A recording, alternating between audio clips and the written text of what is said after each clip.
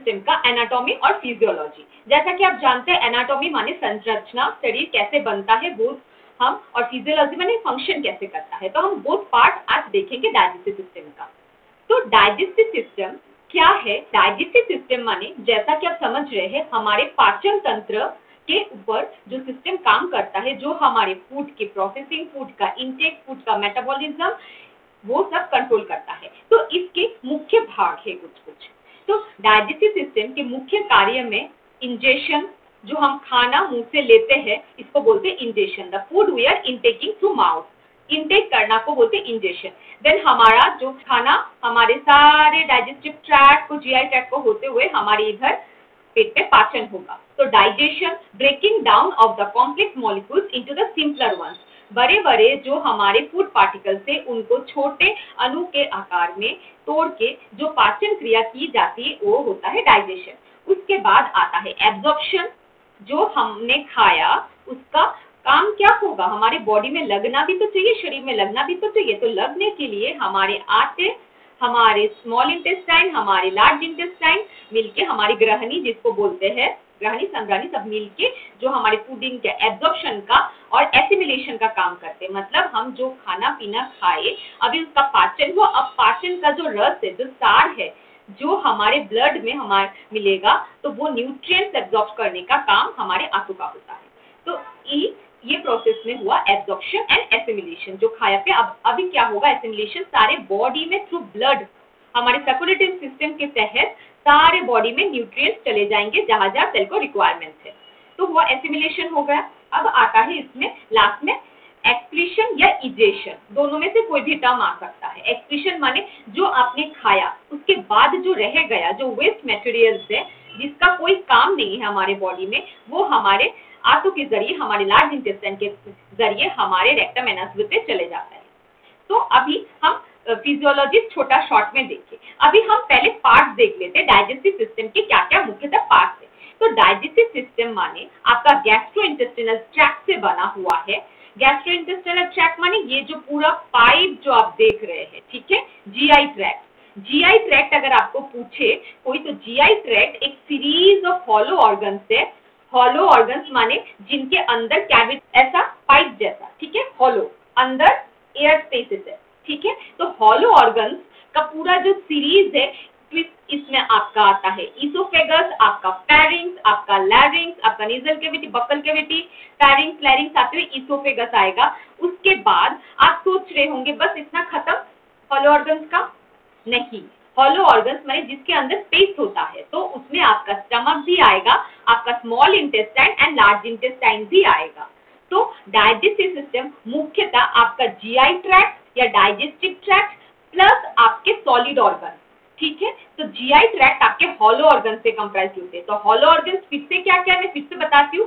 Right from your mouth से शुरू होके आपका जो जीआई ट्रैक्ट है आपके एनस तक जाएगा, माउथ से शुरू होके। तो इसमें आएगा आपका बक्कल कैविटी, हॉलो है अंदर, फिर आपका लैरिंग, फेरिंग्स, लैरिंग्स, आपका पूरा फूड पाइप, इसोफेगस, ठीक है, यहाँ पे देखिए मैं कर्सर ले जा रही हूँ, इसोफेगस। उसके बाद आपका स्टमक, स्टमक के अंदर भी स्पेस होता है। उसके बाद आपका स्टमक से आ जाएगा आपका ड्यूजनम, इलियम, जेजुनम, स्मॉल इंटेस्टाइन। उसके बाद यहाँ पे लार्ज इंटेस्टाइन जिसको कोलन भी बोला जाता है, फाइनली रेक्टम और एनस के थ्रू एक्सक्रीट होगा। तो ये हुआ हमारे हॉलो ऑर्गन की असेंबली। उसके साथ और भी तो डाइजेस्टिव ऑर्गन्स है, जैसे कि आप सोच रहे हैं मैंने तो लीवर बताया कि नहीं। Yes, liver, pancreas and gall bladder ये भी हमारे डाइजेस्टिव सिस्टम के पार्ट है और ये हमारे सॉलिड ऑर्गन्स में आता है। तो मुख्यतः आपको कोई डाइजेस्टिव सिस्टम के कंपोनेंट बताने बोले तो आप क्या क्या बताएंगे? माउथ, माउथ मतलब बक्कल कैविटी, इसमें आपके टीथ, आपके गम्स, आपके सलाइवरी ग्लैंड सब आ जाएंगे इसमें। आपको उसके बाद आपका फेरिंग्स, लैरिंग्स होते हुए आपका इसोफेगस भी मेंशन करना है। उसके बाद आपको स्टमक, आपको सारे हॉलो ऑर्गन्स एक साथ कंप्लीट कर लेती हूँ, स्मॉल इंटेस्टाइन, लार्ज इंटेस्टाइन और उसके साथ ही साथ liver, pancreas and gall bladder. तो ये सारे ऑर्गन्स मिलके बना है आपका डाइजेस्टिव सिस्टम, ठीक है। तो अगर आपसे कोई क्वेश्चन पूछे तो आपका जीआई ट्रैक्ट जिसको गैस्ट्रोइंटेस्टिनल ट्रैक्ट बोलते हैं उसकी लंबाई कितनी होगी? It is around 33 feet, around 9 metre, तो अभी हम चलते हैं हमारे पार्ट्स पे, स्पेसिफिक अभी पार्ट, क्योंकि मैं आपको साथ ही साथ एनाटॉमी और फिजियोलॉजी दोनों बताऊंगी कि पार्ट क्या होते हैं और साथ में काम क्या करते हैं। तो चलिए हम स्टार्ट करते हैं। अभी सिर्फ यहाँ पे पिक्चर है तो अभी स्मॉल इंटेस्टाइन से स्टार्ट करते हैं और उसके बाद मैं mouth and salivary glands and oesophagus इनकी संरचना बताऊंगी। पहले हम अपने आंतों से शुरू करते हैं। आंतों से क्यों शुरू कर रहे हैं? ये मेन है जहाँ पे मोस्ट ऑफ द डिजीजेस या कॉम्प्लिकेशंस पाए जाते हैं। ये जो पेट एब्डोमिनल एरिया जो है आपका pelvic region and abdominal area, यहाँ पे ही मोस्ट ऑफ द प्रॉब्लम्स होता है। तो इसलिए हम इसकी संरचना अच्छे से समझ लेते हैं ताकि हम बाद में जब किसी को गाइडेंस भी करें तो अच्छे से बता पाए और अपने लिए भी सही रहे। तो चलिए, स्मॉल इंटेस्टाइन जैसा कि छोटी आंत आप जानते हैं, छोटी आंतों का मुख्यतः 3 भाग होता है। यहाँ पे देखिए, ये जो आपको ऐसा सांप जैसा निकला हुआ दिख रहा है, ऐसा ट्यूब, एक हॉलो ट्यूब जो सांप जैसा छोटा गोल गोल आपको दिख रहा है, दिस इज स्मॉल इंटेस्टाइन। ये है हमारा स्मॉल इंटेस्टाइन। ये जो छोटा दिख रहा है अंदर कॉम्पैक्ट एकदम। स्मॉल इंटेस्टाइन के मुख्यतः 3 पार्ट होते हैं। पहला पार्ट ड्यूडेनम, दूसरा पार्ट जेजुनम और आखिरी पार्ट इलियम। ठीक है, बहुत इंपॉर्टेंट है दोस्तों, आप याद करके रखिए। पहला पार्ट ड्यूडेनम, जहां पे सारे लीवर एंड पैंक्रियाटिक जूसेस आके आपके स्मॉल इंटेस्टाइन, आपका जो पक्वाशय है वहां पे काम करेगा। सारा आपका जो आपका काइम बना है पूरा, ये काइम पूरी तरीके से जो एसिडिक एनवायरनमेंट से आके अल्कलाइन एनवायरनमेंट में आएगा, ये आपके स्मॉल इंटेस्टाइन में सारे पैंक्रियाटिक एंड गैस्ट्रिक जूसेस निकलेंगी। ठीक है, तो ये होगा आपका कहाँ? ड्यूडेनम में। नेक्स्ट आता है जेजुनम। ठीक है, ये जो आप देख रहे हैं शेप, ये सबसे बड़ा पार्ट है और यहाँ पे ही सबसे ज्यादा पाचन का प्रोसेस चलता है। यहाँ पे most of the digestion occurs in jejunum. ठीक है, एंड नेक्स्ट आते हैं last ending part of the small intestine, that is your ileum. Ileum सबसे आपका एंड पार्ट है स्मॉल इंटेस्टाइन का। ये इलियम आपको लार्ज इंटेस्टाइन से कनेक्ट करता है। कैसे? Through ileocaecal valve. ठीक है, हम चलते हैं थोड़ा सा, यहाँ पे देखिए, यहाँ पे अच्छा समझ आएगा इस पिक्चर में। स्मॉल इंटेस्टाइन के 3 पार्ट है, फिर से रिपीट कर रही हूँ। पहला पार्ट को ड्यूडेनम बोलते हैं, जो सीधा स्टमक के बाद पाइलोरिक स्फिंक्टर से अटैच रहता है। ठीक है, पाइलोरिक यहाँ पे नहीं दिख रहा है, स्टमक के एंड पे जहाँ पे स्मॉल इंटेस्टाइन खत्म होता है, स्टमक आएगा ना, वहाँ पे मैंने डायग्राम डाला है, वहाँ पे अच्छे से समझ आएगा। तो जैसे ही ड्यूडेनम शुरू होता है वहाँ पे पाइलोरिक स्फिंक्टर होता है, ताकि स्टमक के जो कंटेंट है जब रिक्वायर्ड हो तभी ही स्मॉल इंटेस्टाइन में जाए और स्मॉल इंटेस्टाइन का कंटेंट ऊपर नहीं आ पाए। ओके, पाइलोरिक स्फिंक्टर होता है यहाँ पे। तो स्मॉल इंटेस्टाइन का पार्ट से, ड्यूडेनम से खाना आपका जाते जाते जेजुनम में जाता है। जेजुनम ये मिडिल वाला पार्ट है जहाँ पे मोस्ट ऑफ द आपका पाचन रस सीक्रेट होके सब अच्छे से एब्जॉर्ब, धीरे धीरे पचन सब होने लगता है। उसके बाद लास्ट में आता है हमारा इलियम। यहाँ पे इलियम हमारे लार्ज इंटेस्टाइन से इलियोकोसिकल वल्व से जुड़ा हुआ, ये जो पॉइंट है इसको बोलते हैं इलियोसिकल वल्व। ठीक है, यहाँ पे ये लार्ज इंटेस्टाइन शुरू होता है। अभी लार्ज इंटेस्टाइन का पार्ट आएगा सीकम। सीकम आएगा पहले, ये लार्ज इंटेस्टाइन है, यहाँ पे इस जगह को सीकम बोलते हैं और यहाँ से निकला हुआ जो एक पूंछ की तरह आपको दिख रहा है, ये है अपेंडिक्स। तो लार्ज इंटेस्टाइन के मुख्यतः 4-5 पार्ट होते हैं। पहला आपको सीकम, ये इलियोसिकल वल्व के बाद आएगा आपका सीकम। सीकम लार्ज इंटेस्टाइन का पहला पार्ट होता है। उसके बाद आएगा आपका कोलन।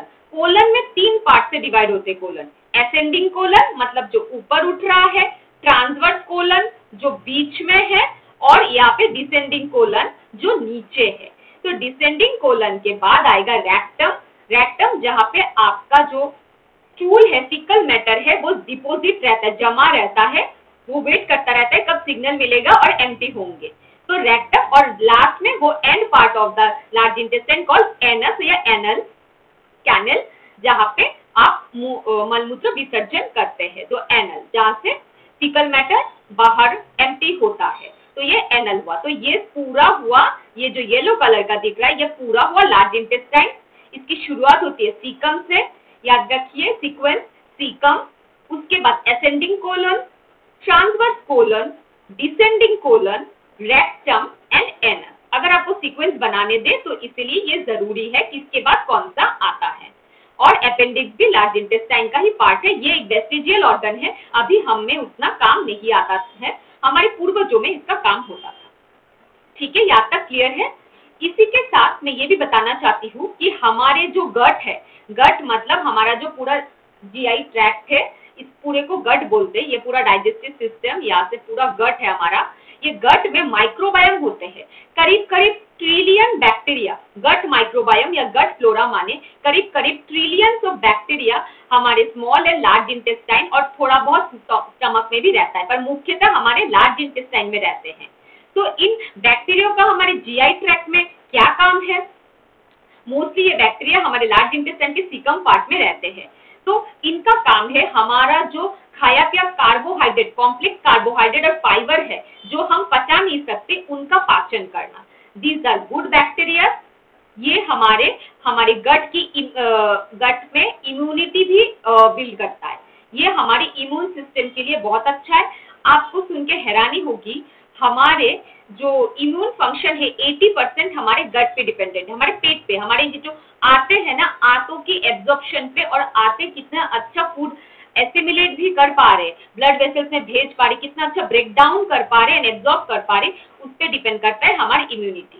साथ ही साथ ये जो गट माइक्रोबायम है, ये जो फाइबर्स है जैसे कि इन्यूलिन, पैक्सिन, सेलुलोज, ये जो हम पचा नहीं पाते हैं, इन फाइबर्स से ये लोग खाते, फीड करते हैं, ये गट माइक्रोबायम। इन फाइबर्स को फीड करने के बाद जो प्रोडक्ट निकलता है वो शॉर्ट चेन फैटी एसिड्स होता है, और ये एक इंपॉर्टेंट न्यूट्रिएंट होता है, बाद में हमारे आंतों के विलाइस के थ्रू लार्ज इंटेस्टाइन में बाद में एब्जॉर्ब हो जाता है। तो ये जो गट माइक्रोबायम है, साथ ही साथ कुछ सर्टेन विटामिन सीक्रेट करते हैं, जो जैसे कि vitamin B1, B9, B12 and के लिए एंजाइम्स जो जरूरी है ताकि उनका सिंथेसिस हो सके। ये जो सारे इंपॉर्टेंट एसेंशियल विटामिन है, इनके सिंथेसिस के लिए कुछ प्रीकर्सर एंजाइम सीक्रेट करते हैं हमारे गट माइक्रोबायम। साथ ही मैंने बताया इम्यून सिस्टम में हेल्पफुल है। और हम जो सेरोटोनिन है, जो हमारा मूड बूस्टिंग हार्मोन एक है, जो हमारे पीनियल ग्लैंड से सीक्रेट होता है, उसके लिए भी स्टिमुलेट करने के लिए भी, वो आप न्यूरोट्रांसमीटर भी बोल सकते हैं सेरोटोनिन को, और हार्मोन भी बोल सकते हैं। तो ये सीक्रेट करने के लिए भी प्रीकर्सर एक एंजाइम हमारा गट के जो बैक्टीरिया है, गुड बैक्टीरिया, वो हेल्प करते हैं। तो इन टुगेदर हमारे ओवरऑल बॉडी के लिए जरूरी है। तो जैसा कि हमने अभी हमारा संरचना देख लिया, तो हमारा लार्ज इंटेस्टाइन के पार्ट्स हमने देख लिए। उसके बाद हमारे एनल में दो टाइप के स्फिंक्टर्स होते हैं। एक होता है इंटरनस एनल, मतलब गुदाद्वार, जहाँ पे आप एक्सक्रीटरी सिस्टम से, जहाँ पे आप एक्सक्रीशन होगा, फाइनल एक्सक्रीशन जहाँ पे जिस एग्जिट पॉइंट से होगा। तो गुदाद्वार में दो टाइप के स्फिंक्टर्स होते हैं। स्फिंक्टर्स माने मसल के वाल्व समझ लीजिए, जो आपको यहाँ इस एनवायरमेंट से इस एनवायरमेंट को अलग करते हैं। ठीक है, एक गेट समझ लीजिए। तो ये इंटरनल स्फिंक्टर्स एनस के इंटरनल साइड होते हैं और एक्सटर्नल स्फिंक्टर्स बाहरी होते हैं। यही पाइल्स जब किसी को होता है, तभी इन्हीं इंटरनल और एक्सटर्नल स्फिंक्टर्स में इन्फ्लेमेशन हो जाता है, या एनल वेन्स होते हैं उनमें इन्फ्लेमेशन हो जाता है और खून आता है। तो पाइल्स में जिन लोगों को भी कॉन्स्टिपेशन रहता है या दाबने की वजह से उनको खून आते हैं। ठीक है, अभी चलते स्मॉल इंटेस्टाइन के थोड़े से कार्य पे, फिजियोलॉजी पे, कैसे एब्जॉर्बिलिटी होती है। स्मॉल इंटेस्टाइन जो हमारा डाइजेस्टिव ट्रैक्ट का एक पार्ट है, वहाँ पे म्यूकोसा का लाइनिंग रहता है। ठीक है, बहुत सारे म्यूकोसा है, कॉलमनर, एपिथेलियल सेल से, सब म्यूकोसा, स्मूथ मसल्स है। तो इसी में क्या होता है, हमारा एब्जॉर्प्टिव सर्फेस में विलाई लाइक प्रोजेक्शन होता है। ये देखिए, ये हमारे स्मॉल इंटेस्टाइन का क्रॉस सेक्शनल एरिया है। काटेंगे तो अंदर से ऐसे उंगली जैसे फिंगर लाइक प्रोजेक्शन, इसको बोलते हैं विलाई। यहाँ पे हमारे न्यूट्रिएंट एब्जॉर्ब होते हैं। ये फिंगर लाइक प्रोजेक्शन, इसका बड़ा इमेज देखिए, ऐसे बहुत सारे blood vessels and blood capillaries के द्वारा एकदम लाइंड रहते हैं, बहुत सारे। तो जो भी आपने खाया पिया, तो जो भी रस बना, पाचक रस जिसको बोलते हैं, तो ये रस अभी आपका जो फाइनल एब्जॉर्प्शन जो होगा विलाई के थ्रू होगा, और ये आपके डायरेक्टली आपके ब्लड वेसल्स के थ्रू आपके सारे बॉडी में न्यूट्रिएंट ट्रांसपोर्ट हो जाएंगे। देखिए, ये विलाइस, और ये विलाइस के ऊपर भी छोटे छोटे ऐसे finger like, hair like structure से माइक्रोविलाइस।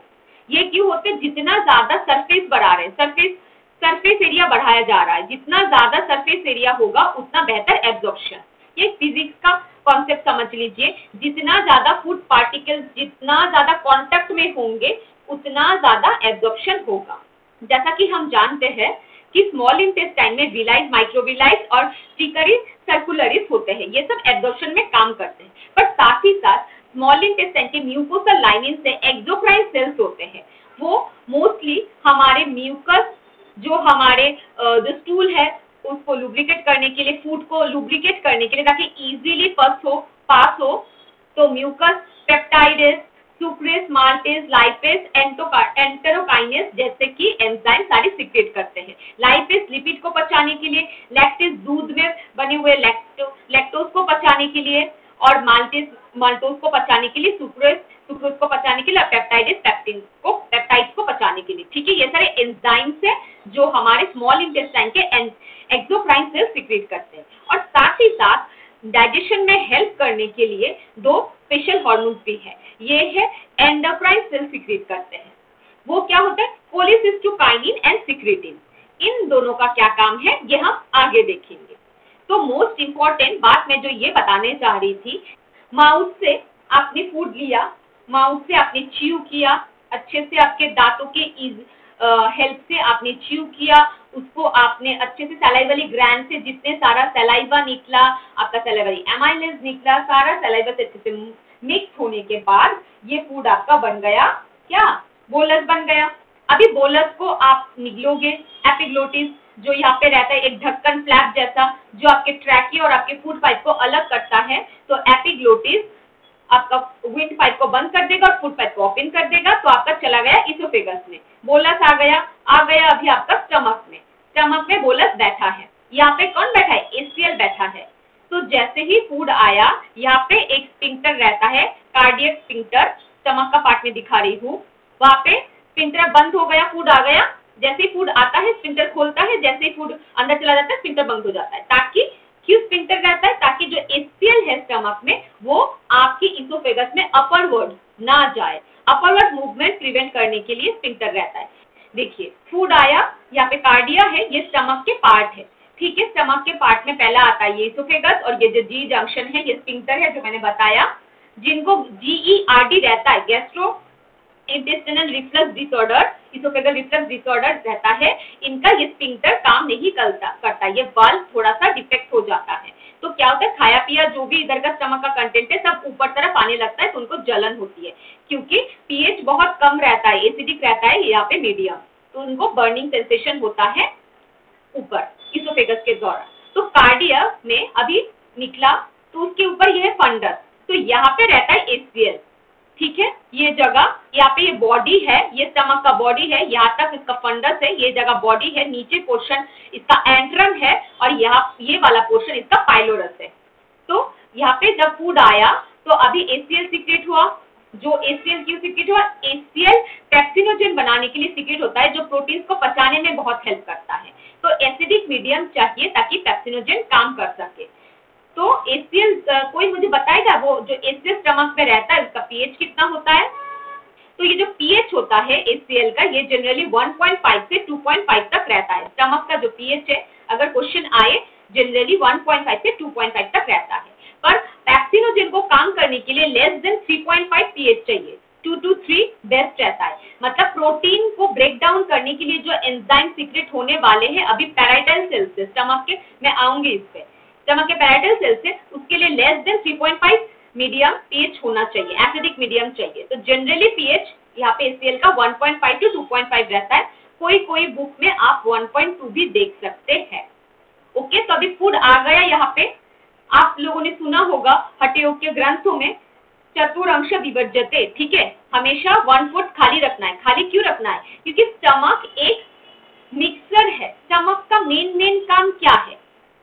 स्टमक का मेन काम एक तो फूड स्टोर करना, ठीक है, टेम्पररी कुछ देर के लिए 3 to 4 आवर्स फूड को स्टोर करना, मैक्सिमम 3 to 4 आवर्स, वैसे 2 घंटे में हो जाता है, भारी बहुत खा लिया तो 3 to 4 आवर्स चाहिए फूड को स्टोर करना। फिर उसके बाद आपको कॉन्ट्रैक्ट एंड रिलैक्स करना, स्टमक के मसल्स कॉन्ट्रैक्ट एंड रिलैक्स करते ताकि फूड को मिक्सिंग एंड ब्रेक डाउन कर पाए, लार्जर पार्टिकल से स्मॉलर पार्टिकल, एकदम महीन पार्टिकल बन पाए ताकि एकदम महीन एक पेस्ट बने। हम कैसे सिलबट्टे पे चटनी पीसते हैं, जितना महीन चटनी पीसते उतना बढ़िया स्वाद आता है, तो वैसा ही समझ लीजिए मुंह में जब पाचन हुआ, बोलस हुआ, पाचन प्रक्रिया शुरू हुई तो थोड़ा बहुत हमने मिक्स कर लिया, ग्राइंड करके, च्यू करके एक पेस्ट बना लिया। अभी इधर आ गए हैं हम डाइजेस्टिव एंजाइम्स के हेल्प से, HCl के हेल्प से हम थोड़ा बहुत अभी और इसको मिक्सिंग एंड चर्निंग करेंगे। तो स्टोमक के मुख्य 3 कार्य होते हैं, फूड को होल्ड करना, कॉन्ट्रैक्ट और रिलैक्स करके फूड को और स्मॉलर पार्टिकल्स में ब्रेक करना, और एंजाइम्स प्रोड्यूस करना ताकि फूड के पाचन में हेल्प हो सके। HCl तो सीक्रेट होता ही है, एक आध एंजाइम्स भी सीक्रेट होते हैं। तो अभी फूड स्टमक में आ गया, तो यहाँ पे अभी देखिए पाइलोरी स्फिंक्टर है, तो जब तक स्टमक अपना कार्य मिक्सिंग एंड चर्निंग कंप्लीट कर लेता है तब तक बैठा रहेगा फूड इधर। जब सिग्नलिंग आ जाएगी ब्रेन से कि चलो अभी नीचे भेजना है, तो यहाँ पे पाइलोरी स्फिंक्टर खुल जाएगा और ये जो फूड जो कि चाइन के फॉर्म में, पहले बोलस था माउथ में, अभी चाइन बन गया पेट में आके, तो अभी चाइन के फॉर्म में आ जाएगा अभी इधर। ये है आपका स्मॉल इंटेस्टाइन, यहाँ पे ड्यूडेनम में आ जाएगा। अभी ड्यूडेनम में सारी लीवर, किससे बाइल, पैंक्रियाटिक जूसेस, ये सब आएंगे और आपका एक्चुअल डाइजेशन प्रोसेस शुरू हो जाएगा। तो ये हमने देख लिया मुख्यतः क्या क्या होता है, ये सब विलायक संरचना थी। तो ये एक बता दूं कि लार्ज इंटेस्टाइन में मुख्यतः कोई डाइजेस्टिव एंजाइम नहीं होता। स्मॉल इंटेस्टाइन के बाद खाना धीरे धीरे सारा डाइजेशन होने के बाद धीरे धीरे लार्ज इंटेस्टाइन की तरफ मूव करेगा और वहां पे केमिकल डाइजेशन जो कंप्लीट हो चुका था अभी उसका एब्जॉर्प्शन होगा, वाटर का एब्जॉर्प्शन होगा, इलेक्ट्रोलाइट का एब्जॉर्प्शन होगा और बचा कुचा जो भी वेस्ट मैटर है वो कोलन अपने रेक्टम और एनस के थ्रू हमारे बॉडी से एक्सक्रीट कर देगा।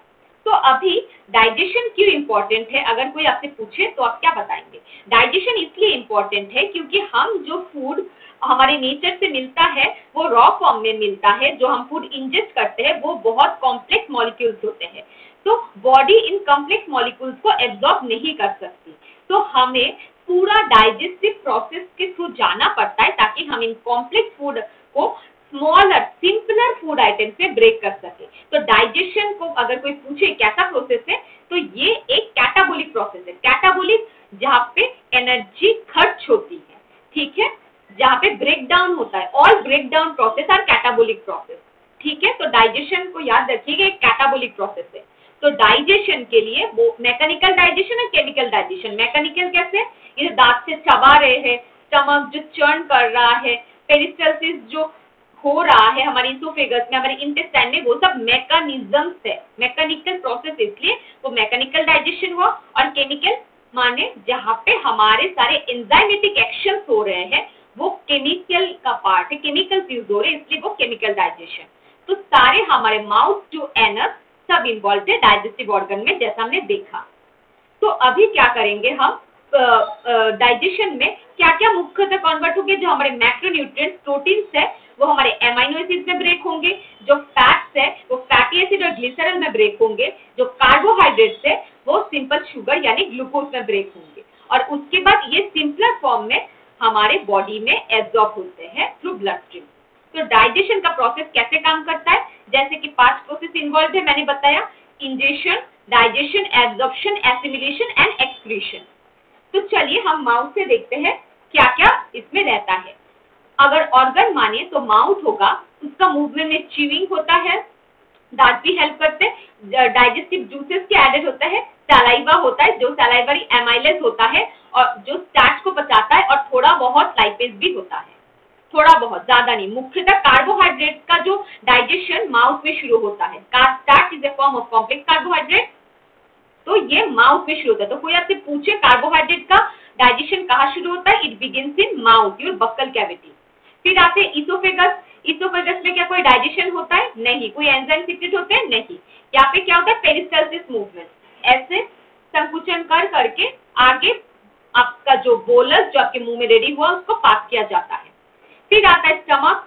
स्टमक के अपर मसल्स आपके फूड को एंटर करने में रिलैक्स करते, हेल्प करते हैं, और लोअर मसल्स फूड को डाइजेस्टिव जूस में जो एंट्रम है और बॉडी है वो फूड को मिक्स करने में with HCl and juices help करता है।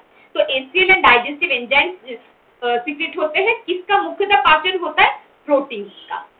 तो अभी आते स्मॉल इंटेस्टाइन में। स्मॉल इंटेस्टाइन में सेम वो पेरिस्टल्सिस मूवमेंट से सारे जो फूड है वो पास होता है, वो काइन पास होता है, और यहाँ पे स्टार्च, प्रोटीन, कार्बोहाइड्रेट सबका न्यूट्रिएंट का डाइजेशन एंड एसिमिलेशन धीरे धीरे एब्जॉर्प्शन शुरू होगा। ठीक है, तो स्मॉल इंटेस्टाइन में हमारे पैंक्रियाटिक जूसेस, हमारे लीवर से बाइल सब आएंगे। तो पैंक्रियास मुख्यतः पैंक्रियाटिक जूसेस देता है जो कार्बोहाइड्रेट, फैट्स और प्रोटीन्स को पचाता है। लीवर से बाइल आता है, बाइल हमारे फैट्स और लिपिड्स को पचाता है। और लास्ट में लार्ज इंटेस्टाइन में अगेन पेरिस्टालसिस मूवमेंट होता है, वहां पे हमारे जो लास्ट में जो वाटर, इलेक्ट्रोलाइट्स ये सब एब्जॉर्ब होते हैं और वहां पे लार्ज इंटेस्टाइन के जैसा बताया मैंने सीकम में बैक्टीरिया रहता है, जो गट माइक्रोबायोम होता है, गुड बैक्टीरिया हमारे जो फूड पार्टिकल्स को और माइन्यूट फॉर्म में ब्रेक डाउन करके short chain fatty acid secrete करते हैं, जो हमारी इम्यूनिटी के लिए, हेल्थ के लिए, हमारे नर्वस सिस्टम के लिए, हमारे बहुत सारे विटामिन के प्रीकर्सर के तौर पे काम करते हैं। तो अभी फूड कैसे जा रहा है मैंने तो एक्सप्लेन किया, साथ में थोड़ा थोड़ा जो टर्मिनोलॉजी है वो देखते हुए चलते हैं। फूड हमारा स्टार्ट किया माउथ से, माउथ में फूड में हमने च्यू किया कैसे, टंग के और टीथ की मदद से। टंग इसको इधर से इधर करने में हेल्प करता है। तो टंग बेसिकली क्या है, टंग एक स्केलेटल मसल्स का बना हुआ एक मस्कुलर ऑर्गन है। What is tongue? अगर कोई आपसे पूछे, क्वेश्चन आता है एग्जाम में, टंग में कौन से मसल पाए जाते हैं, टंग में स्केलेटल मसल्स पाए जाते हैं, interlacing skeletal muscles. Skeletal muscles voluntary होते हैं, तो इससे वॉलंटरी होने के कारण आप टंग को इधर उधर जहां तहां आपके इच्छा अनुसार मूवमेंट कर सकते हैं। टंग का लेंथ अराउंड 10 सेंटीमीटर होता है, थोड़ा बहुत वेरी कर सकता है, it is an approx figure. ठीक है, और टंग में अगर टंग के फंक्शंस कोई पूछे तो क्या बताएंगे?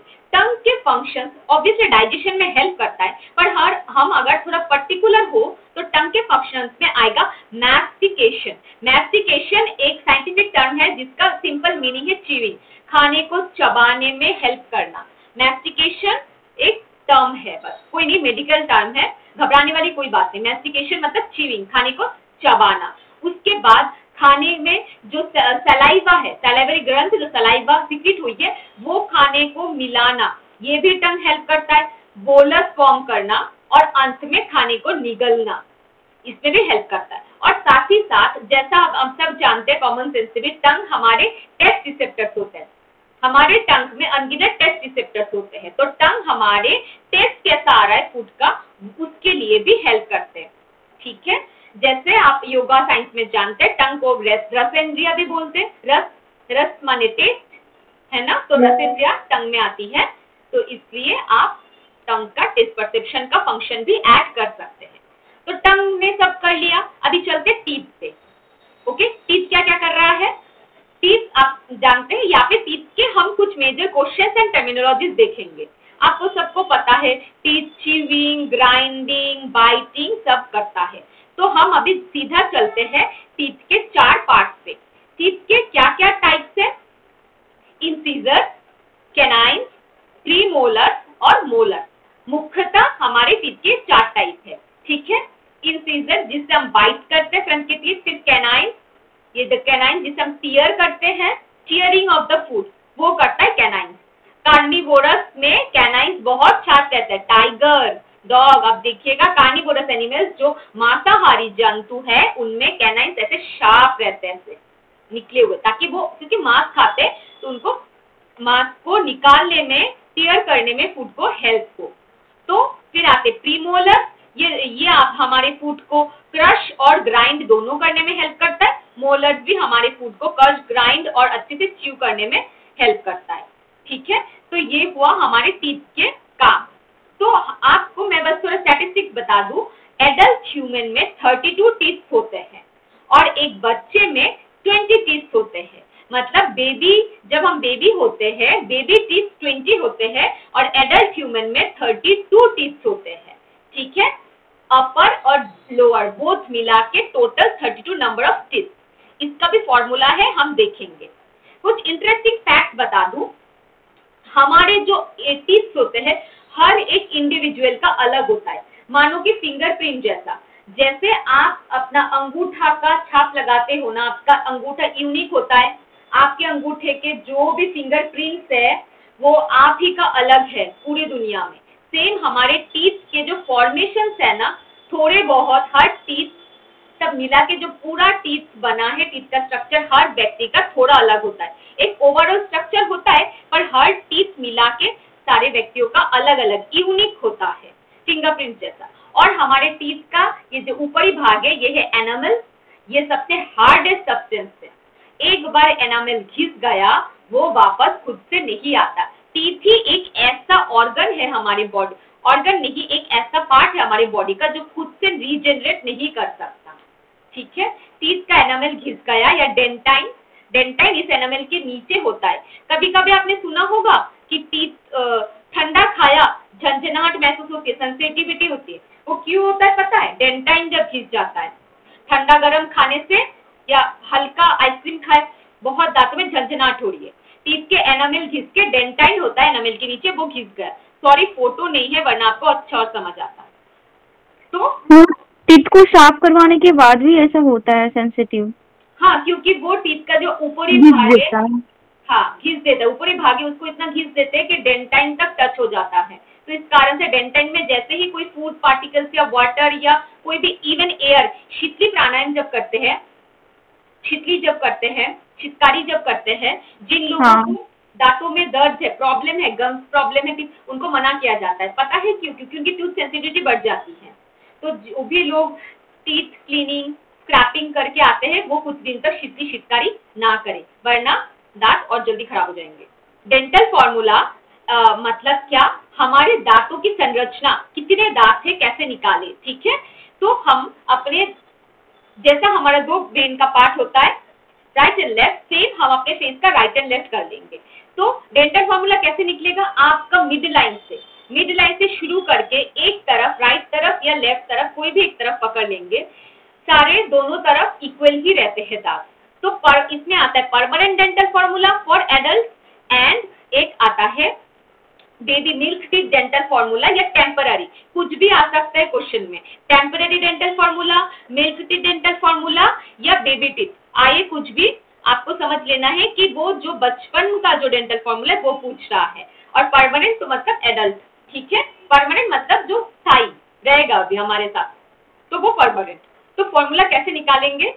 हमारे मिड लाइन से इस तरफ, मान लीजिए राइट तरफ, तो राइट तरफ हम काउंट करेंगे एक ही पार्ट में, एक अपर जॉ में और लोअर जॉ। ठीक है, तो अपर जॉ में 2 इंसिजर, एक कैनाइन, 2 प्रीमोलर, एक मोलर। तो फॉर्मूला क्या होता है? परमानेंट टीथ का फॉर्मूला होता है 2 1 2 3। ये नोट करके रखो, आता है कभी कभी अगर टफ क्वेश्चन हुआ तो। परमानेंट टीथ का फॉर्मूला या एडल्ट टीथ का फॉर्मूला होता है 2 1 2 3। 2 1 2 3 माने 2 incisor, in I for incisor, 1 canine, एक कैनाइन, 2 प्रीमोलर और 3 मोलर, पीछे 3 मोलर। ये हुआ अपर। सेम आएगा लोअर में। ठीक है, सेम लोअर जॉ में आएगा। तो upper by lower jaw equal to dental formula. उसके बाद इंटू 2 क्यों दिया? ये तो एक पार्ट का हुआ। अभी सेम संरचना हमारे इस तरफ भी होंगी, लेफ्ट साइड में भी होंगी।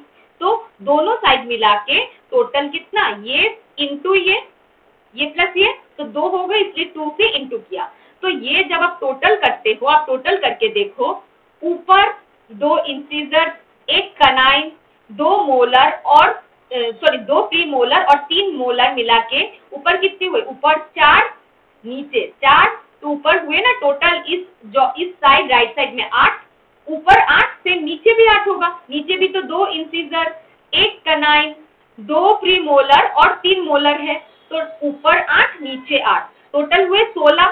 तो इस साइड पे half part of our jaw कितना हुआ? 16, तो इंटू गुना 2 32। तो आए ना 32 टीथ टोटल, यहाँ पे 16, यहाँ पे 16। ओके, ऊपर 8 नीचे 8, ऐसे करके टोटल 32 टीथ आते हैं फॉर एडल्ट। आपको अच्छे से याद रखना है कि बच्चों में प्रीमोलर नहीं होता, प्रीमोलर इक्वल टू 0। ओके, अगर आप चाहते हैं कि फॉर्मूला लिखे तो फॉर्मूला क्या लिखेंगे? तो फॉर्मूला अगर ऐसा आता है 2 1 2 3, ये भी होगा परमानेंट टीथ का फॉर्मूला। ये भी होता है 8I 4C 8 प्रीमोल PM and last में आप बताओ कितना होगा? 12 मोलर। ओके, तो ये आएगा पूरा आपका डेंटल फॉर्मूला। फिर आता है टेम्पररी टीथ पे आते हैं। टेम्पररी टीथ पे देखिए ये इंसीजर, 2 फॉर इंसीजर, एक कनाइन, प्रीमोलर नहीं होता, प्रीमोलर 0, ये आपको याद रखना है। बच्चों में मिल्क टीथ में, बेबी टीथ में क्वेश्चन कोई भी आए या प्रीडेंटल, इसमें मोलर होते सिर्फ 2 और यहाँ पे बड़ों में मोलर होते 3, बड़ों में प्रीमोलर होते हैं 2 और बच्चों में प्रीमोलर होते हैं 0, ठीक है, प्रीमोलर नहीं होते हैं, ये आपको याद रखना। तो ये हो गया हमारा डेंटल फॉर्मूला। तो अगर टेम्पररी टीथ का डेंटल फॉर्मूला होगा तो सेम कितना होगा, यहाँ पे 20 आएंगे। सेम फॉर्मूला है, 2 इंसिजर कर लो, फिर एक कैनाइन कर लो और 2 मोलर कर लो, ठीक है। ऊपर हो गए 5, ऊपर 5, नीचे 5, एक तरफ 10 और सेम दूसरे तरफ 5, 5, 10, 10 + 10 20, ठीक है। 20 रहेंगे मिल्क टीथ और परमानेंट टीथ 32। तो अभी चलते हैं हम नेक्स्ट। अभी तो दांत हो गए, बक्कल कैविटी हो गया, अभी हम चलते हैं हमारा जो कॉमन पार्ट है फेरिंग, उस पे चलते हैं, ठीक है। तो फेरिंग, जिसको आप थ्रोट का पार्ट भी बोल सकते हैं, ये हमारा माउथ एंड नोज से इसोफेगस और लैरिंक्स तक ले जाएगा, ठीक है। ये पैसेज है जहाँ पे हम, ये देखिए इस पे अच्छे से समझ आएगा। ये हमने इधर से खाया पिया, यहाँ पे आ गया खाना आके, ये हमारा नोज है, ये हमारा नेसल कैविटी है, ये हमारा माउथ है, ये हमारा टंग है, ऐसा मोटा सा तो दिख रहा है आपको टंग। यहाँ पे खाया पिया आ गया, यहाँ पे अभी बैठेगा, ठीक है। ये रहा हमारा ढक्कन एपिग्लोटिस, जो ये पीछे जो है यहाँ से हमें खाना जाना है, ठीक है। ये पतली वाली नली जो है ये है इसोफेगस और ये मोटी जो है ये हमारे विंड पाइप है, ट्रैकिया, ठीक है। सांस लेने के लिए ज्यादा मोटा पाइप दिया है भगवान ने, क्यों, ताकि हम अच्छे से प्राणों का आयाम कर सके। तो डेली प्राणायाम जरूर करना चाहिए, खाना पीना कम करना चाहिए, जितना हमारे बॉडी को रिक्वायरमेंट है उतना ही करना चाहिए, एक्सेसिव ईटिंग नहीं करना चाहिए। देखिए पतली सी भी दी है, ताकि पतली सी इसलिए भी दी है स्लो जाए, आप अच्छे से चबा के च्यू करके, जितने दांत उतने बार चबाओ। 32 टीथ दिए हैं, 32 टाइम्स चबाना चाहिए। चबा के अच्छे से बोलस बना लो, उसके बाद जैसे ही आप इसे इबुला के थ्रू ढकेलोगे, एपिग्लोटिस इधर बंद हो जाएगा और ये चला जाएगा इसोफेगस में। तो इससे पहले आता है हमारे फेरिंग्स। फेरिंग्स के हमारे 3 पार्ट है, ये देखो नेसोफेरिंग्स, ओरिंगोफेरिंग्स यहाँ पे एंड लैरिंगोफेरिंग्स।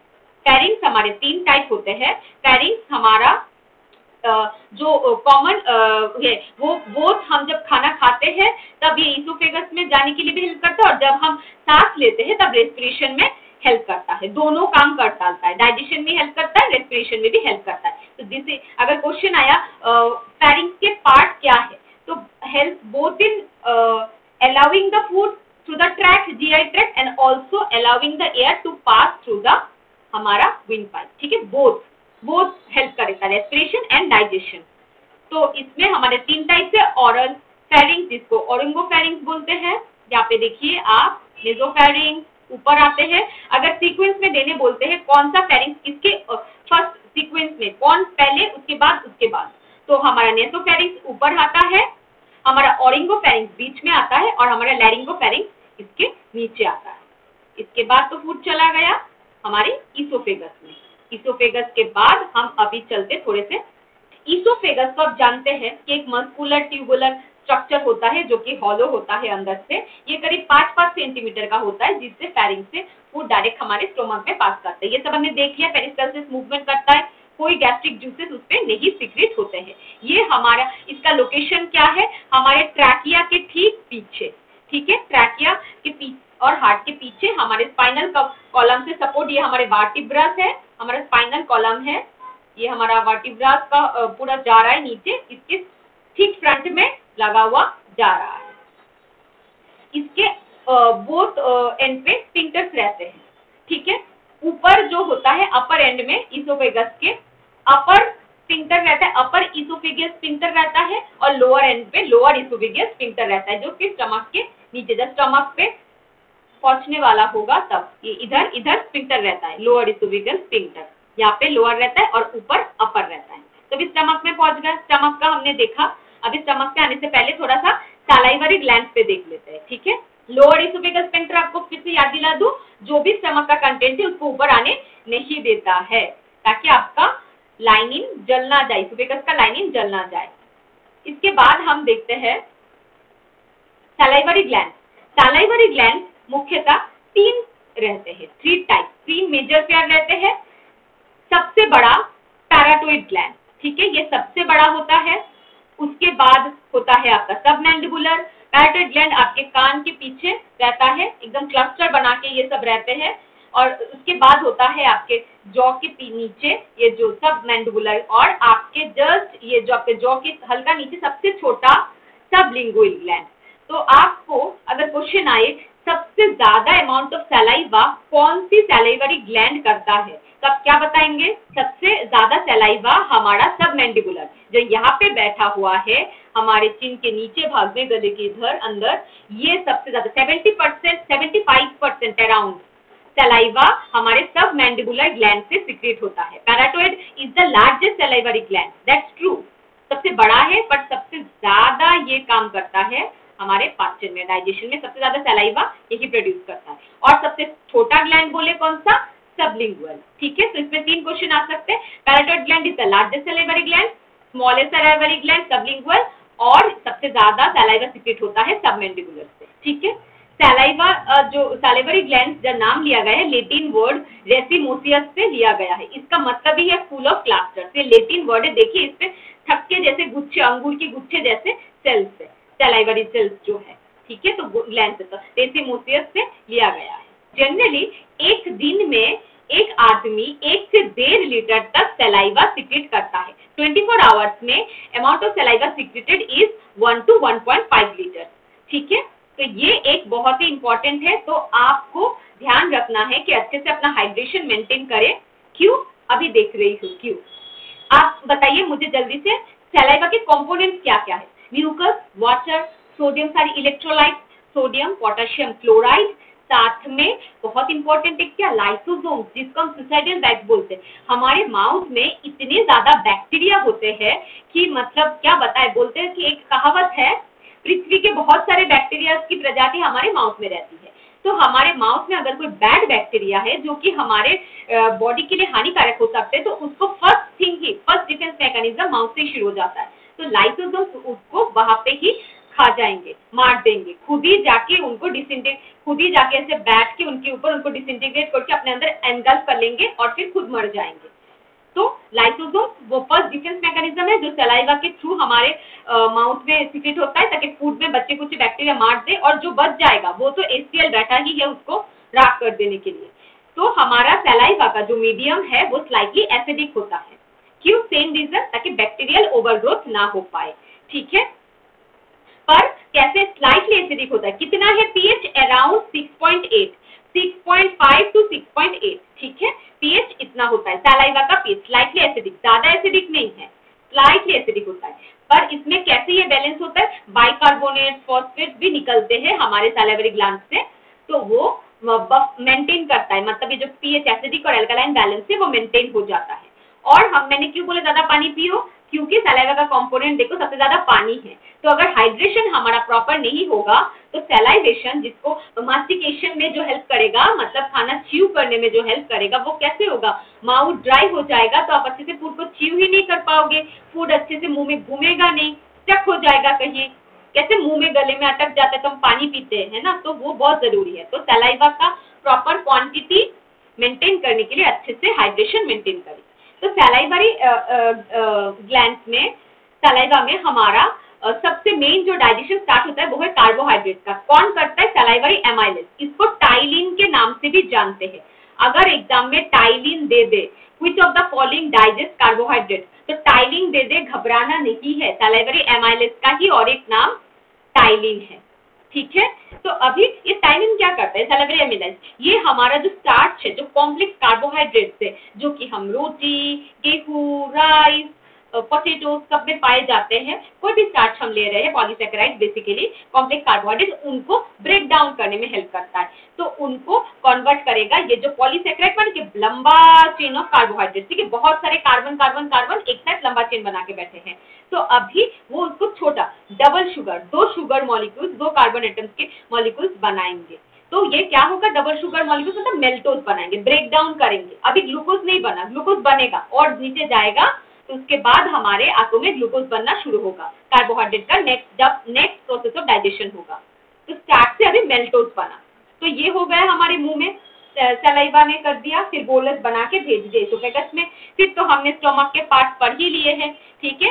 कार्डिया जो टॉप पार्ट ऑफ स्टमक है, वहां पे कार्डिक स्फिंक्टर रहता है। ये जो कार्डिया है कार्डिक स्फिंक्टर, ऊपर वाला भाग जिसको बोलते हैं फंडस, ठीक है, ये राउंडेड होता है कार्डिया के बाद डायफ्रेम के ठीक नीचे होता है। फिर इसका जो बॉडी है स्टमक का, ये जो बॉडी है मेन इसको बोलते हैं कॉर्पस भी बोलते हैं, यही मेन काम करता है मिक्सिंग, चर्निंग, सब कुछ, holding of the food.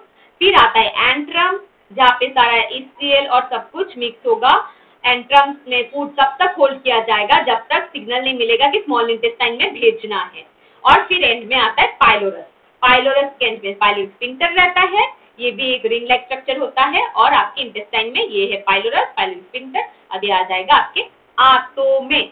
Stomach के कुछ कुछ लाइनिंग्स होते हैं, ये हम जस्ट एक रफली देख लेते हैं क्योंकि कभी कभी इससे क्वेश्चन आता है। स्टमक के लाइनिंग्स में एक आता है म्यूकोसा लाइनिंग, जो आप स्टमक के एकदम इंटरनल लाइनिंग है। ये देखो, ये है स्टमक के 4 लाइनिंग, ठीक है। Mucosa, submucosa, mucosa muscularis propria and serosa, ठीक है। ये है स्टमक के 4 लाइनिंग। ये स्टमक का कोई भी क्रॉस सेक्शन काट के देखो तो क्वेश्चन ऐसा आता है, which one is the most innermost lining of the stomach, वो होता है म्यूकोसा। ये जो पोर्शन है, ये इधर से कटा हुआ क्रॉस सेक्शन दिख रहा है, ये म्यूकोसा सबसे अंदर, जो कि फूड के कांटेक्ट में सबसे ज्यादा है, ठीक है, म्यूकोसा। इसके सर पे ऐसे रगी जैसे शेप लाइक स्ट्रक्चर है, फिंगर लाइक स्ट्रक्चर। ये होता है same process, contact area, surface area बढ़ा रहे हैं फूड के थ्रू, ताकि अच्छे से जो भी जूसेस निकली है, गैस्ट्रिक जो भी हमारा एंजाइम्स निकला है, डाइजेस्टिव एंजाइम्स, वो अच्छे से फूड से मिक्स हो जाए, इसलिए बना रहे हैं रगी। और देखिए इसके बाद है ये सब म्यूकोसा। ये जो म्यूकोसा लाइनिंग है, यही प्रिवेंट करता है हमारे स्टमक के जो वॉल है इसको बर्न होने से। एचसीएल बहुत ही highly acidic and corrosive substance है, जला दे। ये म्यूकोसा का लाइनिंग प्रिवेंट करता है हमारे पूरे जो टिश्यू से, मस्कुलर टिश्यू से, उसको जल जाने से। तो उसके बाद submucosa, muscularis propria and serosa. Serosa is the outermost lining of the stomach. तो ये होता है मोस्टली स्टमक के लाइनिंग। इसका सीक्वेंस आ सकता है आयनियन। स्टमक एक जे शेप्ड ऑर्गन होता है, जे जैसा दिखता है। मेन काम क्या है हमने तो देख ही लिया, ठीक है, break down of food, mixing and enzyme, ठीक है। तो अभी मैं जो आपको बताना जा रही हूँ वो है स्टमक में 2 इंपॉर्टेंट ग्लैंड्स होते हैं। ये होते हैं oxyntic gland and pyloric gland. Oxyntic gland क्या? ऑक्सेंटिक ग्लैंड्स होते हैं वो जो आपके पैराइटल एंड चीफ सेल्स, ये दोनों सेल्स आप सुने होंगे, ठीक है। पैराइटल सेल्स ही मोस्टली आपको क्वेश्चन इतना डीप में नहीं आता, क्वेश्चन आता है हाइड्रोक्लोरिक एसिड कहाँ पे सीक्रेट होता है? स्टमक में। कौन करता है? Parietal cells. पैराइटल सेल्स कहाँ पे होते हैं? पैराइटल सेल्स होते हैं स्टमक में, ठीक है। तो ऑक्सेंटिक ग्लैंड वही स्टमक के बॉडी में लोकेटेड होते हैं और वो ही पैराइटल सेल्स से हमारा एचसीएल, जो कि हमारा बहुत इंपॉर्टेंट है प्रोटीन के पचाने में, प्रोटीन डाइजेशन के लिए एचसीएल का सीक्रेट होना जरूरी है। एचसीएल के बहुत सारे काम है, बता रही हूँ।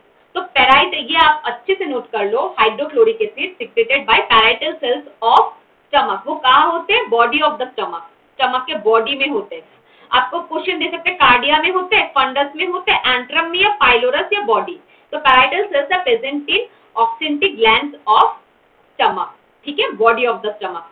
याद रखना HCl का पीएच मैंने बता दिया 1.5 to 2.5, थोड़ा बहुत इधर उधर वेरी कर सकता है, बट ऑब्वियसली लेस देन 3, ठीक है, ऑब्वियसली 3 से कम होना पड़ेगा।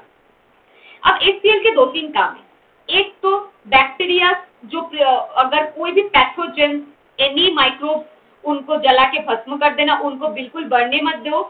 हॉस्टाइल एनवायरनमेंट क्रिएट करो, इतना एसिडिक बना दो कि वो सर्वाइव या रिप्रोड्यूस कर ही ना पाए। दूसरा, प्रोटीन्स के ब्रेक डाउन में हेल्प करना, प्रोटीन के डिग्रेडेशन में हेल्प करना।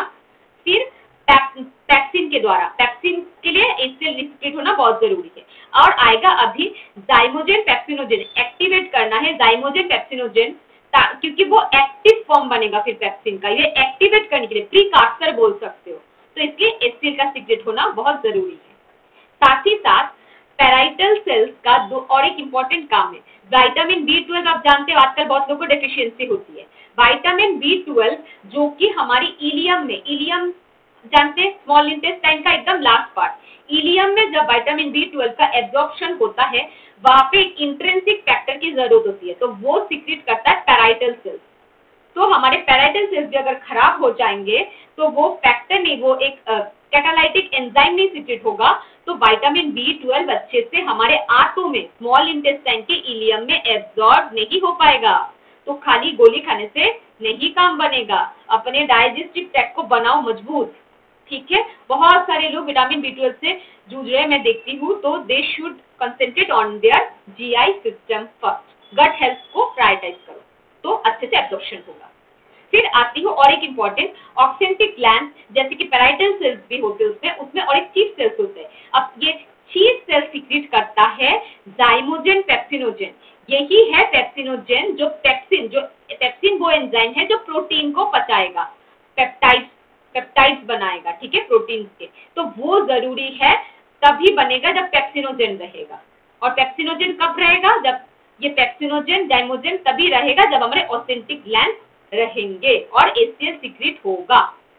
तो हमने यहाँ पे क्या सीखा? हमने सीखा कि स्टमक के दो मुख्य ग्लैंड्स हैं, authentic glands and pylori glands. Authentic में पैराइटल एंड चीफ सेल्स रहते हैं। पैराइटल सेल्स हाइड्रोक्लोरिक एसिड बनाता है और पैराइटल सेल्स विटामिन B12 के एब्जॉर्प्शन के लिए हेल्प करता है इंट्रिंसिक फैक्टर सीक्रेट करके। और ऑथेंटिक ग्लैंड्स में चीफ सेल्स होते हैं जो कि जाइमोजेन पेप्सिनोजेन बनाता है, जो कि एक प्रीकार्सर है पेप्सिन, जो प्रोटीन का एंजाइम है। ठीक है, इसके लिए ये प्रोटीन को काम करने के लिए 3.6 के बिलो pH जरूरी है। पेप्सिन जो एंजाइम है प्रोटीन को पचाता है, वो प्रोटीन के पेप्टाइड बॉन्ड्स को तोड़ देता है, तोड़ के धीरे धीरे स्मॉल r एमाइनो एसिड्स में कन्वर्ट करता है। तो pH कितना होना चाहिए? 2 to 3, 3 से लेस होना चाहिए, एसिडिक मीडियम चाहिए, इतना याद रख लेना, चल जाएगा। फिर होता है pylori glands. Pylori glands antrum में पाए जाते हैं। एंट्रम जानते हैं आप, नीचे ये एंट्रम, ये नीचे वाला बॉडी में पाए जाते थे ऑक्सेंटिक ग्लैंड। अब पाइलोरी ग्लैंड पाए जाएंगे एंट्रम में। पाइलोरी ग्लैंड मुख्यतः आपके म्यूकस सेल्स और जी सेल्स सीक्रेट करते हैं। अब म्यूकस सेल्स क्या करते हैं? वो बाइकार्बोनेट मतलब एल्काइलाइन मीडियम एक म्यूकस बनाते हैं जो आपके स्टमक के लेयर को, म्यूकस को, गैस्ट्रिक म्यूकस को प्रिवेंट करते हैं HCl से जल जाने से। तो इसलिए म्यूकस सेल्स का काम है एक बाइकार्बोनेट रिच म्यूकस का लेयर बनाते रहना। ठीक है, और ये जी सेल्स क्या करते हैं? वो गैस्ट्रिन नाम का एक हार्मोन सीक्रेट करते हैं। गैस्ट्रिन क्यों जरूरी है? गैस्ट्रिन आपके हाइपोथैलेमस से सिग्नल देता है कि अभी HCl निकालो। पैराइटल सेल्स को सिग्नल मिलता है, पैराइटल सेल्स HCl नहीं निकाल पाएंगे अगर गैस्ट्रिन सीक्रेट नहीं होगा। तो गैस्ट्रिन कौन सीक्रेट करता है? ये पाइलोरी ग्लैंड सीक्रेट करते हैं, जो कि antrum of the body, lower part of the stomach में रहते हैं। वहां पे होते हैं पाइलोरी ग्लैंड्स और वो गैस्ट्रिन सीक्रेट करते हैं। ठीक है, याद रखना गैस्ट्रिन। और थोड़ा मोड़ा छोटा मोटा फैट का मतलब लिपिड का डाइजेशन होता है गैस्ट्रिक लाइपेज के द्वारा, वो स्टमक में थोड़ा मोड़ा, ज्यादा नहीं, इसलिए बोलते हैं स्टमक में मुख्यतः प्रोटीन का ही डाइजेशन होता है।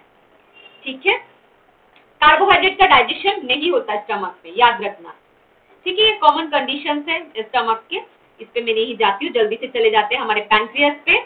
चलिए, पैंक्रियास सबको पता है, पैंक्रियास जो सभी जूसेस निकालता है, जो कि कार्बोहाइड्रेट, प्रोटीन, फैट सब के डाइजेशन के लिए, सबको, प्रोटीन को अमीनो एसिड में बदलने के लिए, कार्बोहाइड्रेट को ग्लूकोज में बदलने के लिए और फैट को ग्लिसरॉल एंड फैटी एसिड में बदलने के लिए हमारे पैंक्रियास से बहुत सारे एंजाइम सीक्रेट होते हैं। पर उसी के साथ पैंक्रियास का और एक काम है, हमारा ये जो काइन बना स्टमक में उसको एल्कालाइन करना। तो इसके लिए एल्कालाइन वैसा एनवायरमेंट चाहिए, बाइकार्बोनेट भी सीक्रेट होता है। ठीक है, बाइकार्बोनेट जो स्टमक का जो एसिडिक मीडियम था, pH जनरली 3 था, 3.5, उसको अभी एल्कालाइन बनाना है, तो बाइकार्बोनेट सीक्रेट करता है पैंक्रियास।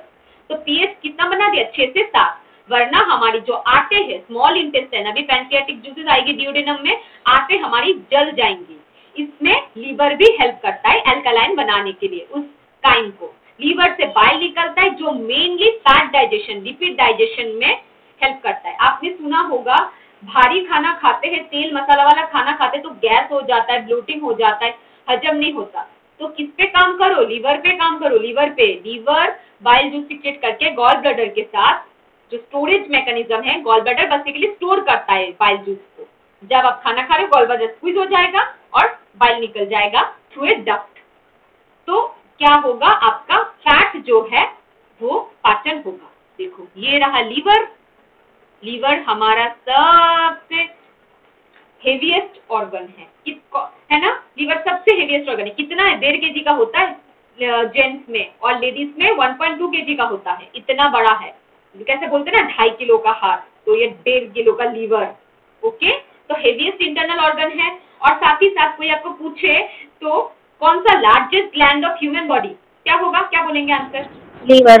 राइट। और अगर कोई ये पूछ दे गलती से लार्जेस्ट एंडोक्राइन ग्लैंड, ये क्या बोलोगे? नहीं, थायराइड ग्लैंड। कल ही तो पढ़ा एंडोक्राइन सिस्टम में, भूल गए क्या? थायराइड है लार्जेस्ट एंडोक्राइन ग्लैंड, बोला ना। पैंक्रियास तो मिक्स्ड है। तो चलो अभी देखते हैं लीवर की पास क्या रखा है। अभी मुझे जल्दी से सब बताएंगे पैनक्रियास में कौन कौन से हार्मोन सीक्रेट होते हैं। अभी तो आप सबने बोला पैनक्रियास एक ग्लैंड भी है। देखो पैनक्रियास में 4 टाइप के सेल्स होते हैं। Okay, alpha, beta, gamma, delta. उंगली से याद रखेंगे। अल्फा सेल्स हमारे ग्लूकागॉन को सीक्रेट करता है। ग्लूकागॉन क्या? ग्लूकागॉन वो एक हार्मोन है जब हमारा ब्लड ग्लूकोज जब कम हो जाता है, ब्लड में ग्लूकोज कम हो जाता है, तब ग्लूकागॉन सीक्रेट करना पड़ता है ताकि ब्लड ग्लूकोज को ऊपर किया जाए। ब्लड ग्लूकोज को बढ़ाने के लिए जो हार्मोन चाहिए वो है ग्लूकागॉन। कौन सीक्रेट करता है? पैनक्रियास सीक्रेट करता है। आइलेट ऑफ लैंगरहैंस के कौन से सेल्स? अल्फा सेल्स से। ठीक है, याद रखना। अल्फा के बगल में लिख लो ग्लूकागॉन, अल्फा सेल्स। फिर बीटा सेल्स। बीटा सेल्स सबका फेवरेट इंसुलिन, हमेशा यही पढ़ते हैं हम। इंसुलिन क्या करता है? ब्लड ग्लूकोज को कम करता है। ब्लड में ग्लूकोज बहुत ज्यादा हो जाए इसको कम करता है इंसुलिन, बीटा सेल्स। ठीक है, नेक्स्ट आता है डेल्टा सेल्स। डेल्टा सेल्स करता है सोमाटोस्टेटिन। ठीक है, सोमाटोस्टेटिन ये इनहिबिटर है। तो ये क्या करता है? आपके ग्रोथ को रेगुलेट करता है ना। बच्चा कितना बढ़ेगा, आप कितना बढ़ोगे, उसको रेगुलेट करेगा। तो सोमाटोस्टेटिन डेल्टा सेल से सीक्रेट होता है पैनक्रियास से। थोड़ा बहुत हाइपोथैलेमस से भी सीक्रेट होता है, बट पैनक्रियास से भी होता है। ठीक है, याद रखना है। अगर पैनक्रियाटिक हार्मोन्स में नाम आ जाए तो ऐसा नहीं कि सोमाटोस्टेटिन को निकाल ही दिए, याद ही नहीं है, इसको भी टिक करना है। और फिर लास्ट आता है गामा सेल्स। गामा, इससे आता है पैनक्रियाटिक पॉलीपेप्टाइड। ठीक है, पैनक्रियाटिक पॉलीपेप्टाइड क्या करता है? आपकी भूख प्यास को कंट्रोल करता है। आपको कितना भूख लग रहा है उस चीज को कंट्रोल करता है। ये आपके delta cells of islet of Langerhans. Okay, तो ये याद रखिएगा। और साथ ही साथ पैनक्रियाटिक जूसेस तो करता ही है, जो कि डक्ट के थ्रू, एक डक्ट होता है, डक्ट के थ्रू गिर जाता है। ओके, तो अभी हमने देखा पैनक्रियास और लीवर और गॉलब्लैडर ने बाइल दे दिया तो लिपिड का मेटाबॉलिज्म हो जाएगा। अभी स्मॉल इंटेस्टाइन पे हम पहुंच गए हैं जहां पे सब मिल जाएंगे ये सारे जूसेस। ठीक है, स्मॉल इंटेस्टाइन एक्सोक्राइन ग्लैंड से सारे carbohydrate, protein, lipid, RNA, DNA के लिए जितने सारे डाइजेस्टिव जूसेस पैनक्रियास रिलीज करेगा वो उसके एक्सोक्राइन ग्लैंड से रिलीज करेगा। और एंडोक्राइन ग्लैंड से जो मैंने 4 हार्मोन बताए, इंसुलिन, ग्लूकागॉन, सोमाटोस्टेटिन और पैनक्रियाटिक पॉलीपेप्टाइड, ठीक है, वो उसके एंडोक्राइन ग्लैंड से सीक्रेट करेगा पैनक्रियास। इसलिए वो एक मिक्स ग्लैंड है, बोथ एंडोक्राइन एंड एक्सोक्राइन। तो अभी हमारे देखिए एंडोक्राइन से गैस्ट्रिन सीक्रेट कर दिया हमारे स्टोमक ने। अभी कोलिसिस्टोकाइनिन एंड सिक्रेटिन हमारे कहाँ पे सीक्रेट हुआ, याद है किसी को? बताया था मैंने शुरू में स्मॉल इंटेस्टाइन में, जब स्मॉल इंटेस्टाइन पढ़ रहे थे तो मैंने बताया था ना स्मॉल इंटेस्टाइन के जो एंडोक्राइन सेल्स है वो कोलिसिस्टोकाइनिन एंड सिक्रेटिन से करते हैं।